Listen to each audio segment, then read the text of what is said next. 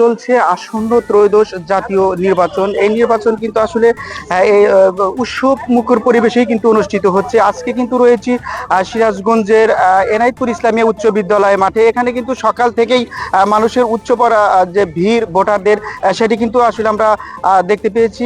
যে রয়েছে এখন একটু ভোটারের সঙ্গে যদি আমি একটু কথা বলার চেষ্টা করি, যে এই যে আসলে এই সকাল থেকেই যে আপনি এখানে রয়েছেন, উচ্চপড়া ভিড় যে আপনারা দেখছেন, কেমন লাগছে বা কতদিন পরে আপনারা এই ভোট কেন্দ্রে এরকম ভাবে আসছেন?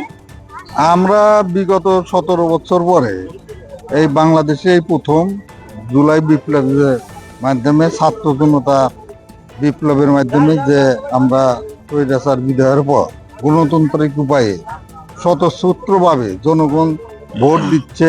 এটা বাংলাদেশের ইতিহাসে একটি বিরল ঘটনা।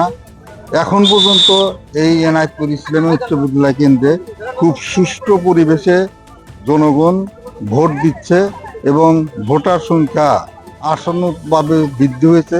আমার মনে হয় বাংলাদেশের ইতিহাসে যত ভোট হয়েছে সর্বকালে সর্বশ্রেষ্ঠ এবং ব্রেক ভঙ্গ করে ভোট কালেকশন হবে এই এনায়েতপুর ইসলামী উচ্চ বিদ্যালয়।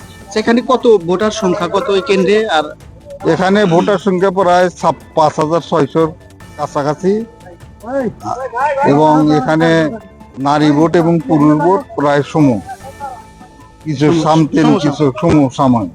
ধন্যবাদ। আসলে এই ত্রয়োদশ জাতীয় নির্বাচন যে আজকে অনুষ্ঠিত হচ্ছে, এটি কিন্তু ইসলামিয়া উচ্চ বিদ্যালয়ের যে মাঠে যে ভোট চলছে, এখানে উচ্চ পড়া ভিড় কিন্তু সকাল থেকেই রয়েছে। এই সম্পর্কে যদি আমরা একটু